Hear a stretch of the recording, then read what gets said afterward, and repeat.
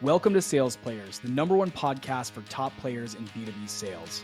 Whether you're a seasoned pro or just starting out in the world of sales, this is the show for you. We're all about bringing you fresh, actionable ideas to supercharge your rev gen game. We dive deep into the mindset, habits, and tools used by top performers in the industry. Generate more leads, close more deals, and build wealth and financial security in B2B sales. So if you're ready to level up, you've come to the right place. Join the conversation with other like-minded sales players and continue the discussion beyond the show. Hit the subscribe button, tune into the Sales Players, and let's start winning together. Hey there, Sales Players. Today's episode is brought to you by our amazing new sponsor, Lemlist. Whether you're closing deals or nurturing leads, Lemlist is your all-in-one platform for personalization outreach that converts. Picture this. You craft a killer email campaign in minutes using Lemlist's intuitive drag-and-drop editor. Want to stand out? Lemlist is here to help with advanced personalization that lets you dynamically insert custom images, videos, and even personalized landing pages based on your persona. With Lemlist Analytics, you'll know exactly who opened, clicked, and replied to your emails. Join thousands of sales professionals who trust Lemlist to supercharge their outreach efforts. Use the link in the show notes below and start your free trial today. Your personalized outreach just got a whole lot easier. Happy selling. Well, Corey, welcome to Sales Players. Huge fan of yourself and Aspireship. Have been following you all for a long time. I'll share that I'm an investor in the company, which is really cool for me. Whoa. Yeah, I got the opportunity to invest in a friends and family round that y'all did a while back, which was pretty cool. For me, it's personal because I'm from the Phoenix area, and I actually left Phoenix to go to Austin because I thought there were no tech companies here, and there really wasn't for a long time. Not SaaS cloud companies, and I've moved back, and it's really cool to see folks like Corey building here in the Phoenix area. So, Corey, welcome, and then maybe tell us just kind of a little bit about your background and how you got to where you are today. Sure. So yeah, thanks for having me, guys. It's a pleasure to be here. My background is from a very young age. Like when I was in college, I started testing the waters with entrepreneurship. And I did a bunch of different things, some that were pretty solid, other things that were not solid at all. And by the time I was 30, I had learned so much, mostly on what not to do and things to watch out for and stuff like that. But I learned so much that I finally was ready to launch what I hoped would be like a big hit of a tech company. That company was called Frederick, and basically was like marketing automation for small businesses. It had kind of an AI angle before AI was a thing, and it wasn't really AI, certainly compared to what AI is today. But anyway, we were doing that, and we ended up getting acquired early. Went through a triple exit. It was like all this really interesting, different stuff that people don't like know about or talk about. And I ended up, in a good role at a publicly traded company. And I had this fire to help people who felt stuck in their careers. Yeah. Some of those people were like inside this company. Others were outside trying to get into tech or do other things. And so I just followed that passion and started Aspireship. And it's been a very, very interesting journey so far.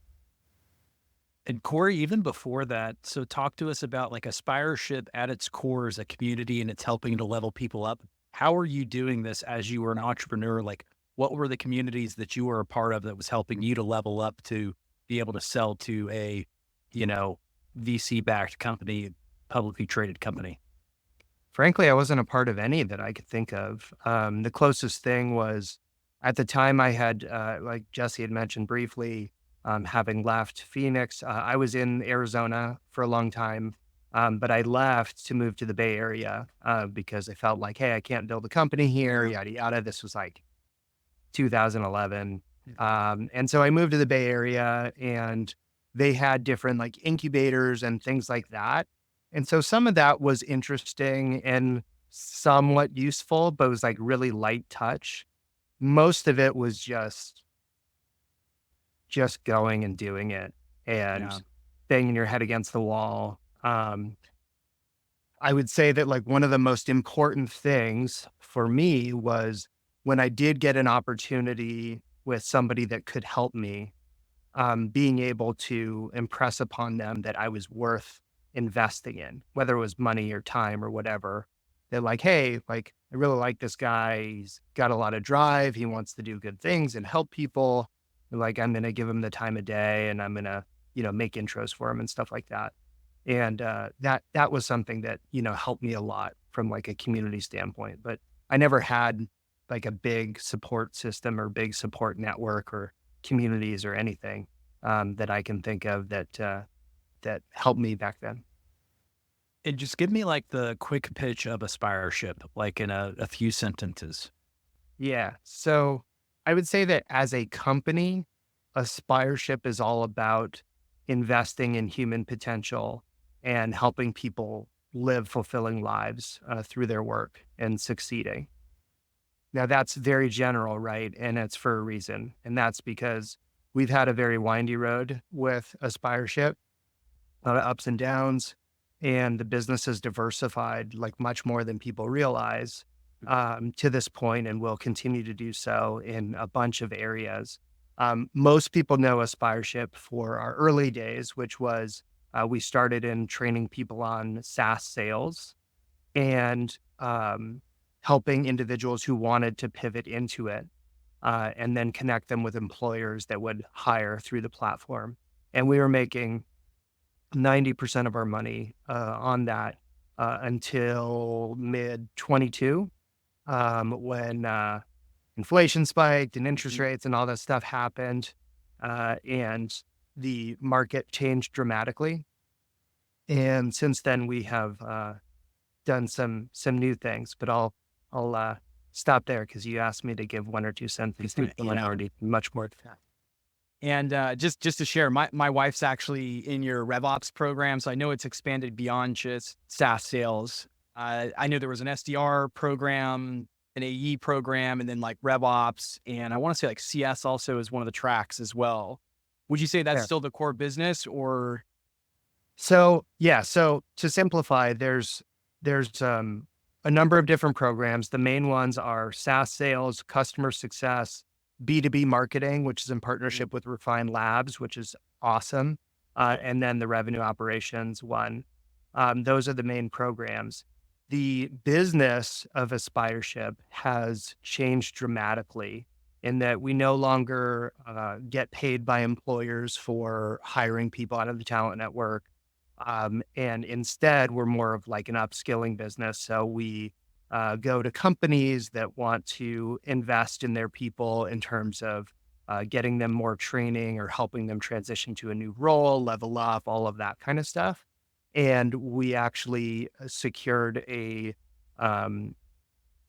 designation where we are approved training provider for some like pretty large workforce development programs where we're able to actually give the training for free to employers through this program and actually get paid for it.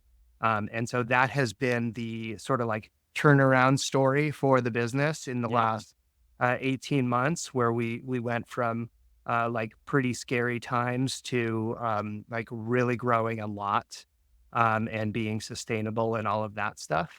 And so that is the main like revenue driver of the business today, is like the upskilling side of the business. And then we are investing in a whole bunch of different things for the future. So just to dig in on that a little bit, so employees can access the content and it's paid for by the employer. So the partnerships are like more of a B2B, or is it something else? Paid for by government workforce development programs. Cool. Okay. So it's free to the employer. SBDC? Is that through the SBA or SBDC or? No, it's none of that stuff. Yeah. Okay. So it's a totally different thing. And there's actually multiple programs, but awesome. Yeah. So this is a national thing. We worked with hundreds of companies on it to roll out to various employees. Could be new hires, could be people that they're looking to level up or just get better at their craft or potentially move into new roles. You know, we talk about the job market, right? A lot of what has happened is that companies have fewer people doing more work, which naturally lends itself to, hey, you're not just a marketing person, you're also a RevOps person. You're not just customer success, you're also sales. And so like we've seen a lot of that happen where people need to expand their skill set much more quickly than they're used to. Okay, tell me if this sounds like you. You're a sales hunter with literally hundreds of target accounts in your territory and no idea who in your patch is even in the market for your solution. You've pulled all the reports, built all the lists, and you've done a bunch of account research, but you're still in the dark about where to find your low-hanging fruit. And look, you could waste another quarter smiling and dialing, grinding through a cold list, and blasting out emails, or you could do what I do and get Leadfeeder. Leadfeeder identifies the companies that visit your company's website and tracks on-site activity so you can see which leads from your region are ready to buy right now. Leadfeeder has customizable notifications, lead scoring, routing, and it works seamlessly with your CRM system. Right now, Sales Players has got the hookup on an extended 21-day free trial offer, so be sure to use the link in the show notes to sign up. Oh, and you should probably forward that link over to your ops team so they can get Leadfeeder set up for your whole team. Stop burning time and resources on leads that don't convert and sign up for Leadfeeder. And so companies have utilized us to do that through these programs. I wanted to, we were talking a little bit off air about some different topics. And I know a lot of the posts I see from you and a lot of the content you put out is around like the state of the job market. And obviously that's a significant part of Aspireship's business is like the reskilling, the upskilling.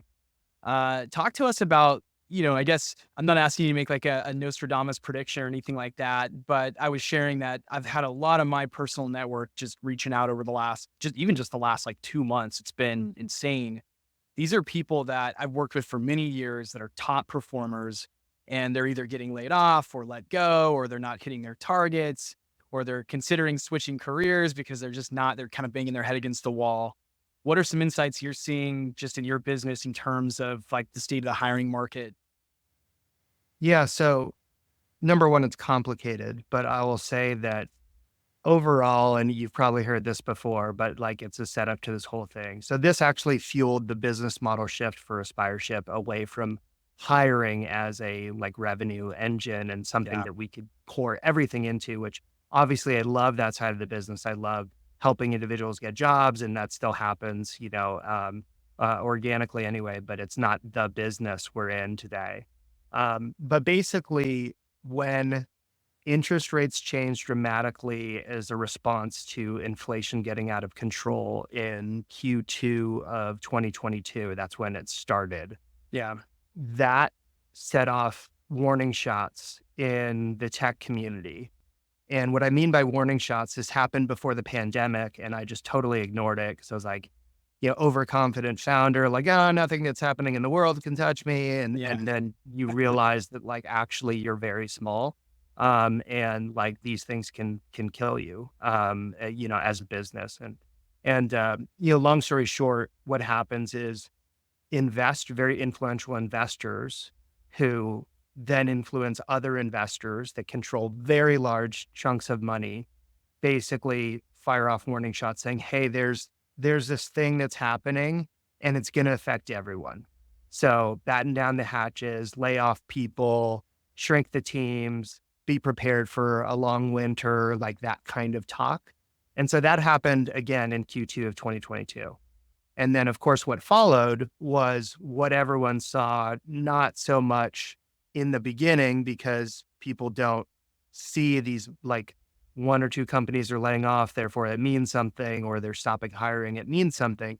But by the beginning of 2023, everyone was like, what is going on? And that basically sort of tech tends to move first, like tech and finance with these things. They move first, and then the rest of the economy follows, or at least that's what I've gathered from studying this over these, past couple of years. But basically what's happened is that the flow of money stopped for an extended period of time. So in tech, most companies were always taught to raise a bunch of money, burn it, meaning lose money on purpose for an extended period of time, just grow the customer base as fast as you can. And there will be another round of funding there for you. And it will just keep going until you get big enough and you go public, and that's, all good. And what happened was all the VCs and more basically said, just kidding, be profitable. Yep. And you're like, what? How am I going to do that? Like, I have all these people, like, we're not even close to that. Like, and if I cut, what will happen to my growth? And can I even do that? Am I in a position to do that? And so it basically started this whole wave of stuff. And that's in tech specifically. Beyond tech, there's other things, public companies, they now have to worry about Wall Street. And so even if they're growing, great, and they're still even profitable, Wall Street may want them to be more profitable. So then you see the 10% cut on thousands of people at companies that are doing very well. So long story short, all this stuff set up these labor market dynamics. And then now it's just like this huge domino effect that plays itself out over a long time.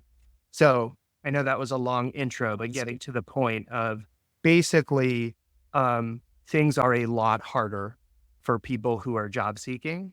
They are a lot harder for people who have jobs that are looking to like progress quickly and do all these things and so on. And my sort of Nostradamus thing, which is not anything special, like a lot of other people say this, and this is where I get this stuff from, is that we are at the end of the tightening cycle. They actually stopped tightening like a year ago or something, but they just held it. And so that's created all of this contraction where the economy isn't growing as quickly, there isn't as much hiring, there isn't as much investment in growth, and it's more about how do we get as lean and efficient as possible while still moving the business forward. And most likely in September, there will be a first interest rate cut. And that won't do like a ton in terms of making money cheap again or anything like that, but it will psychologically signal that this is the beginning of a easing cycle. Not that we're going back to no interest rates and insane pandemic growth and all that stuff, but an easing cycle where companies will start planning 2025, 2026, we're going to grow, we're going to invest, we're going to raise more money, we're going to take debt, we're going to do all this stuff. And that will make it easier, but it doesn't mean it's going to snap back. And so I think it's just hard. It's going to continue to be hard, but I believe that right now is significantly better than a year ago. And 2 years ago, even though people don't think that because they were still sort of feeling the past there, but 2 years ago was kind of like the beginning of this long and painful stretch. Well, Corey, I had a really interesting experience, and it's funny that you worked for Mind Body, and I used to own a juice bar and smoothie bar, so a brick and mortar business. And so pre-pandemic, I mean, we were growing rapidly, and then COVID happened, and basically, in December, we saw our sales get cut in half. January, another 50%. February, another 50%. Then March, we were forced to shut down in 2020. And I don't think a lot of business people have had to experience that unless they were in the fitness industry or like brick and mortar restaurant industry. And hospitality was a big thing. Yeah. And it's just like, I think just telling people that these can happen, and it's like, you just got to be able to shift and pivot. So I'd love to hear your thoughts on getting somebody that is in a place of maybe they feel stuck and they do want to pivot. Like, what are some key points that you would tell them to do of, I'm in this role. I don't know. I want to do something else. What would be some tactical tips there? Yeah, a few things. I mean, number one, and I can say that while this doesn't directly apply to your question, even for founders that have been through hell the last couple years, or their version of hell, the last couple years, if you've managed to survive it, like you can look back and go, wow, okay, like that looked really bleak.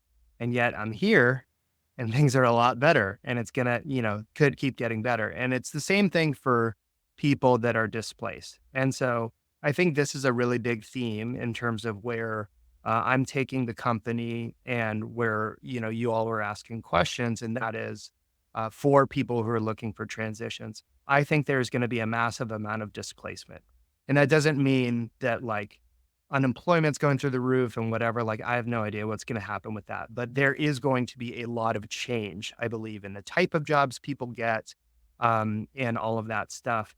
And what I would say is, having done this now, we're almost 5 years in with Aspireship, and I've watched thousands of people transition from teaching, nursing, being a firefighter, being whatever, being in the hotel industry, being in the fitness industry, doing this, and then they're in tech. Or people that are in tech that are like, you know what, screw it. Like, I'm done with this. Like, there's enough already. I'm going to go open a juice bar. And so like, there are things that have happened. I seriously have had friends that have gone on and started a business owning self-storage units. Like, the thing to me that was the most impactful in this experience, and especially in watching all of this stuff unwind over the last couple of years, is that like, there's a lot of stuff that goes on in the economy. There's a lot of type of jobs. People do a lot of things, and they don't all suck. Like, I think in the bubble of at least what I've done and what, you guys do to some extent, you have this mindset of like, okay, I got my like white collar job and tech and this and that. And like, this and like being a doctor are the only things that are any good. Right. And I've started to learn that that's really, really not true. And I think that all of the conventional things that we've been taught, everything ranging from, here is the path to success from a young age through, professional life, is just not consistent anymore. And so what I would say to people that are in that place of some kind of disruption and are worried, oh, I can't transition, or no one will hire me, or any of that stuff. Like, yeah, it's going to be difficult, but I've watched thousands of people do it from lots of different circumstances. Yeah. And the biggest difference between the people that do it and the people that don't is they're just fierce. Like, they will just keep going. So for some, it's easier than others. But for some, they get rejected over and over and over again, and they will not stop. And then once they've made the move, then it's like their whole life is different. And it just sort of goes that way. So know that whatever it is, and this is not specific to tech or sales or any of that stuff, whatever it is, it can be done if you're like clear mind, if you're persuasive, if people want to follow you and believe in you, and you're willing to deal with a bunch of crap to get there. Like, you can do it. Yeah. And Corey, you are a LinkedIn voice. Is that what it's called? A LinkedIn, like a LinkedIn top voice, I think. Yeah. Me and like 70 million other people. Yeah, but I would just like to hear, like, what do you suggest? Like, people, do you think that they should post on LinkedIn and do some things in public? I mean, is this something that you feel like would help them? And do you have any suggestions on that? Yeah, if they have something to say, right? And I think there's a lot of like talk on LinkedIn, like everybody has something to say. It's like, yeah, sure, like maybe, but don't force it, right? Like, don't have imposter syndrome. That's not helpful for anyone. But if you have something to say, something you feel organically passionate about, then do that. That's good, because number one, it shows who you are. And number two, I've seen a bunch of different people that like really had no experience in like business and life and whatever, that just like rose very quickly because their visibility was so high, because they were just posting a lot. Yeah. That's not necessarily the case anymore. Channels get saturated and so on, but LinkedIn's a very, very powerful thing. But I think that you have to really think about being authentic. And where I sort of fell into my own rut of not posting as much was we have been doing so much change under the hood at Aspireship that like mentally I was thinking about things that like don't impact the market yet or like don't impact like driving customers and stuff. And so it was hard for me to post a lot on those things when my mind was obsessed over here. So I would just say like, be as organically thoughtful as you can. And no matter who you are, you can absolutely post on LinkedIn. What's going on, sales players? It's Jesse here, and I want to introduce you to a genuinely cool product that we just learned about called Evie AI. It is a LinkedIn AI content assistant that was built to enhance your LinkedIn presence, increase your exposure and productivity as a seller. You can create personas, generate ideas, generate comments, craft posts, and 10x your LinkedIn presence. We actually had Joe, the founder, on the show, and he was kind enough to put together a special offer for sales players. There's a link in the show notes with more details. Go check out Evie AI. That's EVY AI. See benefit. I want to shift over to kind of let's make the next phase of this conversation around like upskilling, reskilling. And we've talked already about pivoting from another career, whether that's in or out of tech. I think it's actually interesting to hear there's people pivoting out of tech, and I'm starting to see a little bit more of that. I had a really close colleague of mine leave the tech industry and go sell something that at a 100-plus-year-old company, right? So definitely seeing that. But let's talk a little bit about someone who's in the seat today, and this is aimed at particularly sellers, individual contributor sellers. Right now, I think it's a tough job market. I don't think it is a tough job market. And it's really challenging to go find your next role. It can really feel like career growth is stagnant. What are some ideas you have, and what are some things that Aspireship teaches to help someone who's in a sales role right now? Maybe they're an SDR, maybe they're an AE, maybe they're a RevOps person, just somewhere in the GDM org.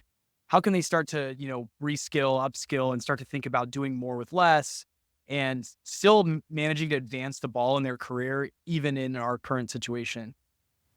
So my point of view is that there's an infinite amount of like sales trainings and people spewing out tactics on LinkedIn on like how you can improve your cold calling and like blah, blah, blah, and whatever. All that stuff's fine. But at the end of the day, the thing that really will separate you is a holistic understanding of how these businesses function. That's what I think. So one of the things that Aspireship has done that I'm proud of is if you look across the main programs, they all interconnect: sales, marketing, customer success, especially, and then RevOps really is the glue of like systematizing that into like CRMs and like stuff like that. But basically, I think that learning the most straightforward one is learning customer success as a sailor, as a sailor. We're transitioning out of tech to become an actual sailor. Yes. That is for the blooper reels. Learn customer success as a seller. And the reason why is that in sales, you are trying to holistically understand someone's problems and quantify those problems and the energy around those problems, and then bring them with you on a journey to come to self-realization that they need what it is that you're selling, right? What you don't see as much, or you don't think about as much, which is incredibly relevant, especially if you're selling into like senior executives or people that report into senior executives, is what are they actually like dealing with in the business? And if you're in SaaS, especially, you are having to think about, what is my retention like? What are my expansion opportunities, which can vary dramatically company to company in terms of like multi-products, expansion into different types of usage-based pricing models, like how to get more adoption in different departments and like so on and so forth. And I think the customer success program that we put together, which is now the #1 program on Aspireship and utilized by lots of companies, is really about understanding your customer and what it is that's important to them, and like what success really looks like for them, and like what the health of a customer looks like. And also understanding what is the health of the business. why does my CEO care about customer success? And even if your CEO doesn't say, I care about customer success, what they're really thinking is, okay, I care about how the health of our customer translates to the health of our business. And all of that stuff impacts whether I, as a CEO, have a good story to tell to go raise money or to build an enduring long-term company.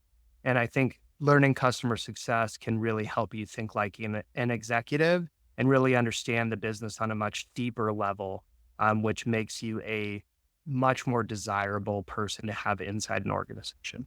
This is really solid advice. And it's actually something we've talked about on the show a lot is don't just be a salesperson, be a business person, because you can tell the difference. The reps that I've worked with that are just far and beyond the top players, the top producers, they of course study the craft of sales. But to your point, Corey, they also understand like the full customer journey and what comes next and how to build long-term relationships. They understand enough about corporate finance. They understand some law.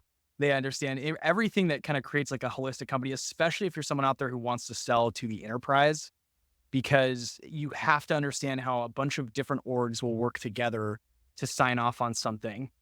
And you have to understand the language of executives. To your point also, Corey, like your CEO does care about these things. That is their, that's their role, is obviously motivating and hiring whenever possible, but also like driving success in the customer outcomes.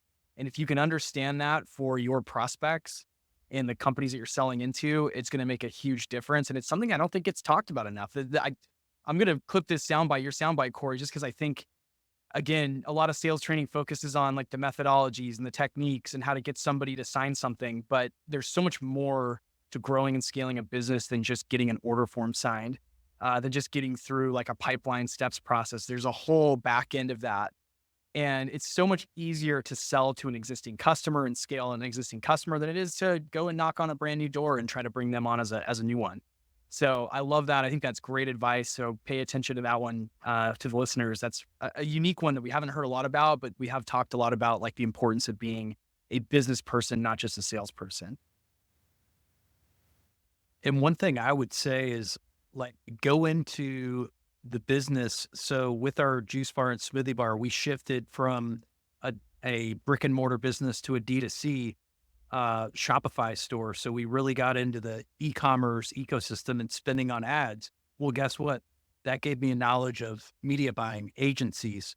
So I was able to leverage that. And I work at Hyros today as a seller for a server-side attribution tool who helps e-commerce brands and SaaS companies wisely spend on these platforms. And I can actually empathize. And I think that empathy is in human selling is a lot of people don't talk about that. It's not just like pushing a deal down. Yeah. It's like, how are we going to create a win-win? And I want to pivot this to my question of creating a win-win relationship and creating these partnership opportunities of where you as Aspireship have created these other inbound leads from other companies. And how did you create that? How do you structure that? And just your thoughts on that, Corey. Yeah. So go-to-market partnerships, potentially the most powerful thing you can do, I think, in this day and age to drive growth in a business. It's just not very simple to do.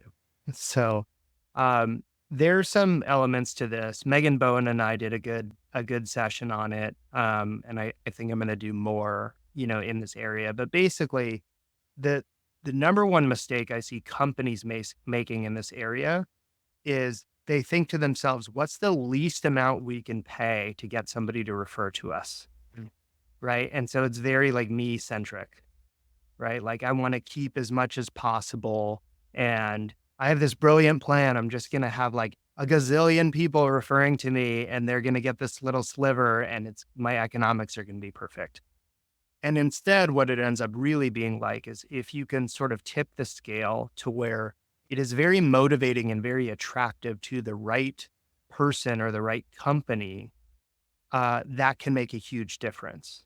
So I'll give you an example. If I go to a publicly traded company that does like billions of dollars in revenue in my space, that has a perfect crossover audience that could send people to me and whatever.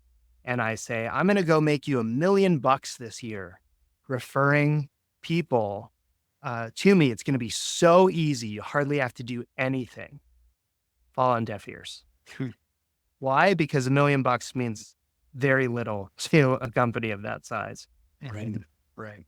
If I say it to somebody who has a podcast that's like an independent person or like a up and coming business that, you know, that might represent a third or 20% of their revenue, you know, in the coming year, if they do it, it's like, okay, I don't know if I believe you, but if that happened, we would do more of this. Right. And so you have to think about that. Like, first of all, who is your target? How motivated are they going to be?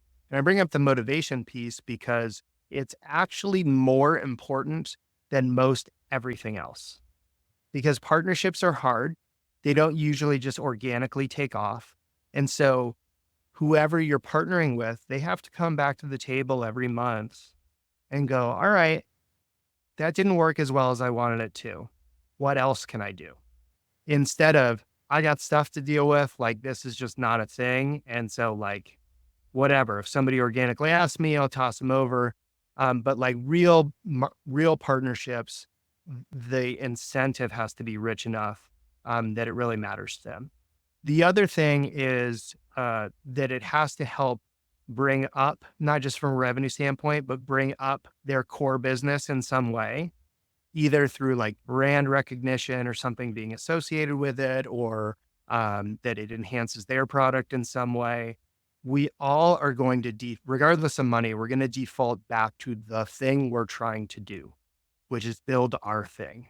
Yeah. And so it has to help, you know, build their thing. Those are kind of the two big ones. And then the sort of, I don't know that this encompasses everything, but it doesn't hurt to have like a really shiny value proposition, or like, hey, there's special where it's free or something like that. Not everybody can do that, but anything you can do to sort of make it feel special and unique really helps. Instead of just saying like, hey, guess what? I partnered with this company that wants me to have you buy their stuff. You know, it doesn't make a lot of waves. Yeah. So like value adding something in, it's not a direct pass through. It's like as a middle partner, if you will, you've got to add some value or create an offer that's unique that helps promote that also. Yep. Do you have someone on your team that's dedicated to this full time? Walk us through kind of your sales team. I'm really curious. Or is it you still wearing the hat a lot? So things have changed a lot. But in this moment, I am the one that does those type of channel partnerships largely. We did recently hire a new head of marketing. And so he's taken on some of these things. For sales, we have one dedicated full-time person that's employer partnerships manager. And that's basically onboarding, or not onboarding, but, you know, selling to companies, the like free training, you know, offering to help like bring their people up. And then we have customer success and onboarding and stuff like that. That's a big part of the operation to make sure everything's smooth and keeps going, and that we see the repeat usage of these things. But we are a small dynamic team. That's lean and mean, ready to, you know, tackle some growth in this economic climate. No. How are you all tracking that? Like, talk to me about you as a company. Like, how are you tracking those channel partnerships? Are you using like Partner Stack, or is it just? No, we don't do any of that stuff. We basically, we do a combination of like dedicated landing pages for them, and self-reported attribution. You know, how'd you hear about us? Oh, I heard about you from Refine Labs. I always joke with one person in particular. I won't like name him, but like one person in particular where his name shows up in the self-reported attribution all the time because of LinkedIn posts, because he's hitting up people And I think people also just totally underweight the value of like individuals going to their networks and saying, hey, I think this thing might be useful to you. Do you have like needs in this area or something? Uh, it's not all about like the big mothership brand just like pushing out this massive message that brings the flood of people. So often it's an individual contributor or an influential person posting on LinkedIn or just reaching out to somebody that they know and saying like, hey, I have something cool and referring it over. It makes a much bigger difference than people realize. Yeah. And I think this is something that a lot of, people that are in sales, CS, don't really know that this is out there, that you can do this as an IC, that this can be, you can bring things to the table and potentially make some extra revenue on the side. On the side, yeah, absolutely. I think that part is complicated for a few reasons.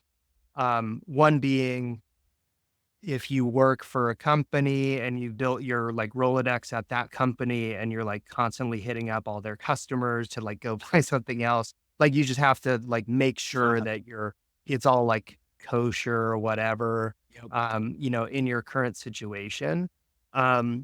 But like on top of that, there are a lot of people who have built brands as, influencers that do all sorts of like paid things on the side, and all of that's like totally good. It's a fine line, and you got to figure out where you're going to invest your time, for sure. But yeah, companies are, I think, very happy to have individuals that have an audience or a network that they want to activate. And, it's just one of those leaps of faith, you can spend a lot of time on this stuff and make zero. Right. And also as a company or founder or whatever, you can spin up, 100 partners and only 3 deliver for you. So it's a tricky thing, but yeah, if you can do it, it's a great, great, great way to build the business. Well, Corey, in closing here, we're coming up on time. Curious what you can share about what you guys are working on right now on the roadmap. I know there's probably some stuff that's still baking, but tease out some things that listeners can look forward to and look out for. Yeah. When will this air? Probably like we're 3 weeks out, so Okay, call it September sometime. cool. That sounds good. So basically our big thing that we're doing is we are going to be releasing a new product. Okay. And the focus of the product is all about helping people, largely young people, but I know adults are going to want to be interested in this too, figure out what they want to do with their life. And so real like career exploration side of things. And I've gotten really passionate about this for a wide variety of reasons. And it's really culminated with looking at how much the world is changing and how much disruption there will be in the labor market, as well as we think about our kids and young people coming up through traditional education, where there used to be a really clear path for a lot of things. And now it's not so certain anymore. And there's a whole bunch of misconceptions about what jobs are actually good jobs. What's a good career path? Like most people, they just fall into something because it just happened to be, or because their parents or a friend or somebody, was in that industry and they said, oh, okay, I'm familiar with that. Like I'll be a pilot because my dad's a pilot. I'll be a police officer because my dad's a police officer, right? How many times have you heard that stuff? Whereas what we really should be doing is looking holistically at like, what makes me tick? What do I enjoy doing? What do I want my life to look like? And what are my options for careers that could actually map to that? And it has been, putting it together has been a fascinating and so fun process. Everyone that's worked on it's just totally in love with it. So I'm really, really excited. Is this going to disrupt college? No, it's Not quite that like big. that. It's not like that. I think of it like this, that like the college is already disrupted in a major way. And college will not go away. It's just going to keep changing. Yeah.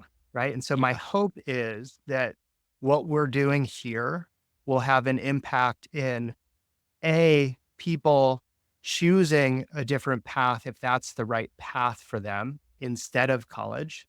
And B, people who are in college actually making more informed decisions about what they want to do with their life and getting education that maps to that. And then I'll add C, that I hope colleges and universities really like embrace this stuff and invest more in making the college experience more applicable to the workforce. Like they can do that, and it would change the dynamic and the perception that like this money isn't worth it, right? This doesn't make any sense.